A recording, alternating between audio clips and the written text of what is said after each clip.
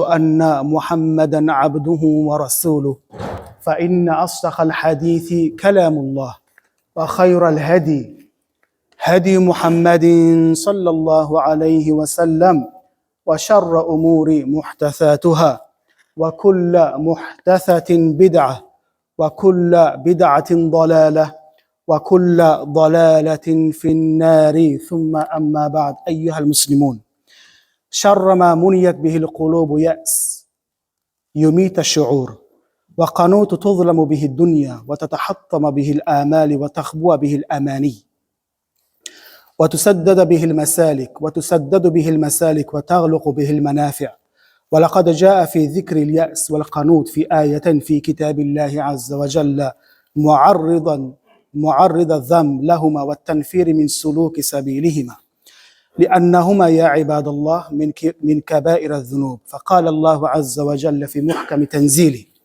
إنه لا ييأس من روح الله إلا القوم الكافرون والروح الله يا عباد الله ورحمته ورجاء الفرج عنده وقال سبحانه ومن يقنط من رحمة ربه إلا الضالون فأوضح سبحانه أن المؤمن ليس له شأن اليأس والقنوط وإنما يكون على الدوام خائفا راجيا يخاف من جريرة ذنبه وعفوه ومغفرته مقرونا بالعمل والطاعة. My respected brothers, you'll find something that we live with regularly. And as circumstances changes every single day, as circumstances changes every other moment, our heart is changing regularly. In this path of this dunya, we realize one thing that we live with that is very important. And this is, number one, of course, your health. And number two, your feelings that you live with. The human given needs. This is the feeling that you live with, the happiness that you live with. You know, happiness, love towards your family, love towards your children, love towards your wife, your mother, your father, love towards your fellow Muslim brother, love towards your relatives. These are the feelings that you live with. You love the job that you do. You take passion in doing that job. You know, that feeling when you wake up, imagine it was dead. What would happen to you? You would not wake up from your bed, billahi alayk. You were not going to get up from your bed. If you never had a purpose, what would happen?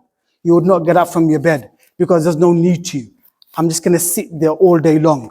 And this is unfortunately many men suffer and many women suffer, where the feeling of happiness, satisfaction, gratitude, it dies away. It dies away. Yes, it can happen. Even elderly men and women, they wake up in the morning because they have something to do. You know, pensioners, you know, elderly aunties, you know, grandmothers, they got things to do. You know, they need to do the salawat al-fajr, salatul dhuhr. You know, they sit with their grandchildren. They sit with their, you know, they sit with the children. They talk about things. They've got things to do. These are the good feelings that they live with. Yes. Brothers, you realize one thing that happens in this dunya, the feeling that will come and that will penetrate in the heart of the believer is nothing but the treachery of the shaitan, and this is nothing but despair. Despair comes in your heart not even realizing. Despair is something that the shaitan puts an arrow, he shoots from far, and he will make sure that it hits your heart. When that happens, my brothers and sisters, what feeling would you get? When despair comes into your life, what feeling would you get? Would you want to get up from your bed? Would you want to do your salah? Would you want to be good to a fellow Muslim? Would you want to do your morning and evening azkar? Nothing going to matter anymore. This is something that the shaitan will always going to try and put in your mind. He will come to you at such a point when you least expect him to come. And he will say to you, hey, Ahmed, ya Muhammad, do you remember that sin that you did long time ago? How can you stand in front of Allah Azza wa Jal? He will not going to forgive you. He will not going to forgive you because you done such a sin on that such a day. He doesn't love you. Allah doesn't love you anymore. He will come to you and he will tell you. He will come to you and tell you that Allah Azza wa Jal, He is not willing to forgive you anymore. These are the thoughts that will come to your mind. Yes, despair. Despair, my brothers and sisters, is one of the revelation that He sends down to your hearts. He puts it down. He puts it down in such a way that the next salah that you do, you don't feel good about it anymore. The good deed that you want it to do, you don't feel like doing it anymore. When you wake up in the morning, you used to feel fresh, revitalized. You want to go to work, but this time round, you don't feel like doing it anymore. Billahi alayk, it can happen to anyone if you don't regulate your emotions the best way possible. Brothers and sisters, you may have money, you may have a lot of assets, but when that feeling penetrates your mind, that my Lord not going to forgive me, then this is one of the marad, one of the illness of the hearts that you're going to live with. And we seek refuge from that every single day. We wake up in the morning, we start with Salatul Fajr, and then we ask Allah Azza wa Jal, أصلح لي شأني كله ولا تكلني إلى نفسي طرفة عين. We ask Allah, oh Allah, straighten my affairs throughout the day, and don't leave me with a blink of an eye. We connect ourselves with Allah Azza wa Jal.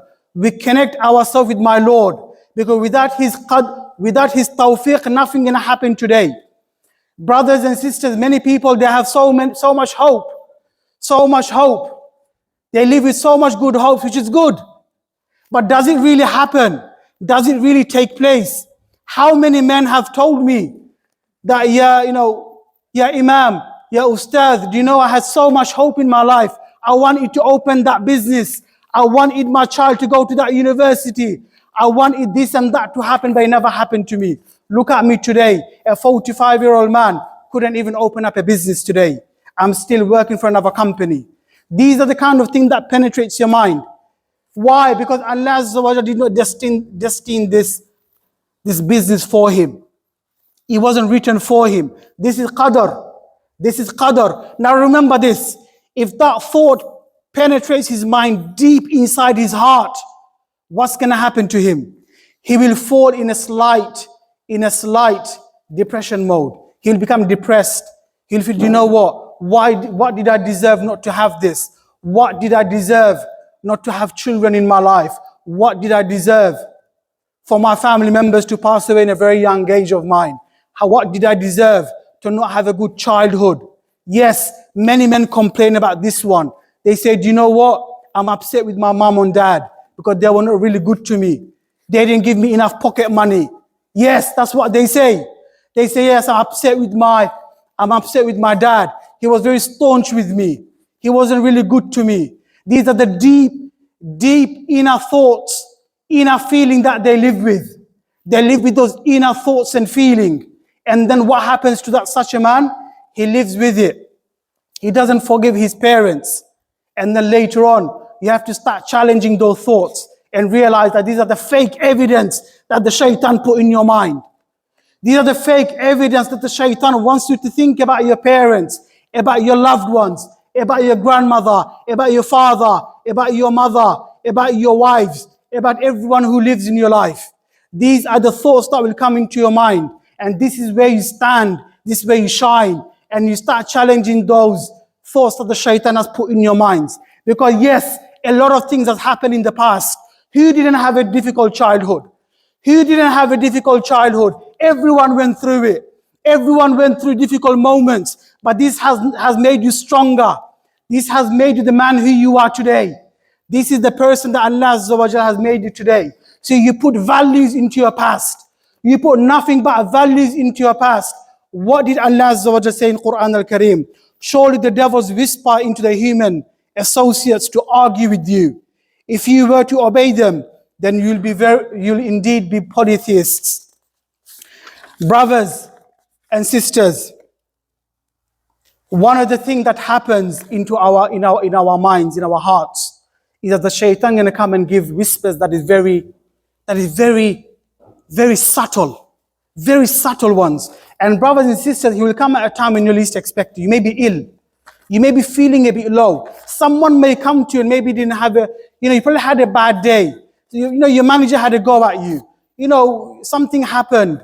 You had to go to hospital to visit someone. You feel a bit low. You feel down.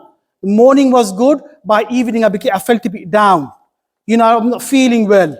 That's when the shaitan comes and said, you know what, you don't deserve it. Look at yourself. Look at yourself, nothing but a sinner. Do you remember that sin that you done the other day? He'll remind you about those ones. He will come to you and start attacking in your most weakest of areas. These are your past. The past that hasn't been unraveled yet. You started burying those past, not trying to unravel those and make sense of it all. He will come to those areas. He will start making sense for you. He will start putting doubts in your mind. And then later on, he will start questioning your qadr. In fact, just the other day, a brother gave me a call, trying to understand about qadr. I said, Ya akhi, when were you thinking about qadr? We know how qadr works. We know Allah Azza wa Jalla created good and bad. We know you memorized it when you're a little kid, when you're a young boy. We all memorized it. Then how come you're thinking about qadr now? He said, no, I just want to understand that part of the qadr. I said, Ya akhi, I'll give you the answer. However, don't dwell yourself too much into qadr. Because Rasulullah alayhi salatu wasalam was once with his companions. One of their companions asked him about qadr. He became angry. He became angry. Yes, he replied to him, but he was angry because Islam was at its beginning stage and he didn't want any confusion for his companions. And then he walked away. Brothers and sisters, one of the things that the shaitan does is he exaggerates that thought. Remember this, don't ever forget this. Something small that your mother will do to you, or maybe your sibling will do to you, or maybe your loved ones will do. You start exaggerating it. Do you know what? He's not good. He's not good enough. How can he do this to me? And that's what happened yesterday when two of my good friends started arguing, and one of them is an imam, subhanallah. And I told him, Ya akhi, isn't that from the fitna of the shaitan that's trying to attack you? Isn't that brother that you studied together? We were all together in the same university. We studied together. Isn't that the same brother? He said, yes. He said, then why are you arguing for? I said, you know what? That brother said something good about you. You know, you can lie in three areas. In warfare, to make two brothers come together. These are the areas you can lie. So I said to him, do you know what? That brother said something good about you. He said something amazing about you. He became softened, and I finished the whole argument that could have gone really far in 2 minutes. Why? Because why should a brother argue with another brother for? Why should he argue with that parent that he lived with? Why should he argue with that fellow Muslim brother that he shared a lot of moments, a lot of memories with? Why should he do that for? هذا غير معقول. It shouldn't happen. The shaitan going to come in front of you. He will come and put enmity towards you and your wife. You know, your wife done something really small. You know, she should have done this at that time. She done something different. She delayed your food. She delayed cooking because, you know, your child was a bit, you know, agitated. He delayed your food. The shaitan going to come and say, you know what? This lady isn't good for you. Straight away to the conclusion. Straight away to the conclusion. And how many marriages has been broken because that such a brother has exaggerated. He asked for divorce. Billahi alayk, you ask him, why are you trying to divorce your wife? It's nothing but behavioral issues. She never has no issues. You go and chat to the sister, she says, you know, I haven't done nothing to him. I haven't done nothing to him. He's thinking all exaggerated. He's exaggerating the whole thing, mubalagha. And that's the shaitan trying to put doubts into your mind. And then, slowly, what happens? Despair comes along. You start becoming despair. Do you know what? My life isn't good. Subhanallah. You see, it just happened through a small argument. And now you start saying, you know what? I don't deserve her. I deserve another wife. I deserve another person. So the shaitan, my brothers, is very conniving. Okay, he will come to you, okay, and he will give you khannas. Khannas is what? الذي يوسوس في صدور الناس. Wiswas. من شر الوسواس الخناس. Very subtle ones. Subtle ones. And you have to be aware of those ones. You have to be aware of those whispers. Because those whispers give birth towards despair. And you start belittling the rahmah of Allah Azza wa Jal. Yes, you start belittling the rahmah of Allah Azza wa Jal. أقول قولي هذا نستغفر الله لي ولكم وسائر المسلمين من كل ذنب إنه هو البر الرحيم.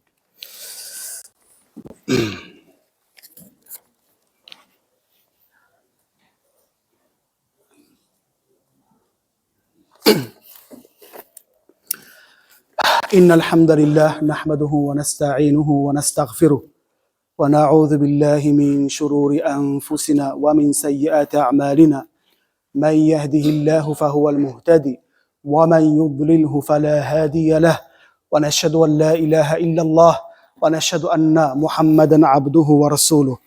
My brothers and sisters, despair is a very lethal, it's very lethal in your heart. That gives birth towards something else. And this is nothing but killing yourself. Yes. Al-Qatlun Nafs. Qatlun Nafs. Killing yourself. You may be thinking, I don't think like that. Yes, Alhamdulillah, you don't think like that. Because you haven't gone to that stage yet. But what about you hear someone giving a call and saying, I want to die today? How would you feel? This is something that we deal regularly in our phone call. They say, I don't want to live anymore. I don't want to live anymore. Allah doesn't love me anymore. Allah doesn't want me anymore. So what happened is, the two wings, that is hope and fear, have become imbalanced. Hope and fear, we have two wings that we live with. It became imbalanced. Remember something. The shaitan going to come and attack you on those areas. Okay, on those areas where you fear your sin so much that he will punish you, he doesn't want to forgive you. This is the reason why Allah Azza wa Jal, He says, that's the reason why He was that feeling, that emotion, going to give birth towards killing yourself. Now, in 2001, more than 5,219 people killed in the United Kingdom alone. Brother, 5,000. 2001 alone. Think about it. Subhanallah. Now, many of them may not be Muslimun. Many of them may not be Muslim. Yes, it's true. But guess what? We're going towards that stage now. We're coming to another era where our mind has been contaminated by the way of the thinking of the non-Muslim. We are not adopting the manhaj of the Quran al-Karim and understanding our emotion. This is what's happening. Our mind is getting contaminated by the way this celebrity is thinking, this doctor is thinking, this lady is thinking, this man is thinking, with no iman, nothing. What happens then? Quran al-Karim, it gives a mindset that is so strong, that's very robust. If someone doesn't adopt the understanding of Quran al-Karim, then he's going to be a loser. He will lose.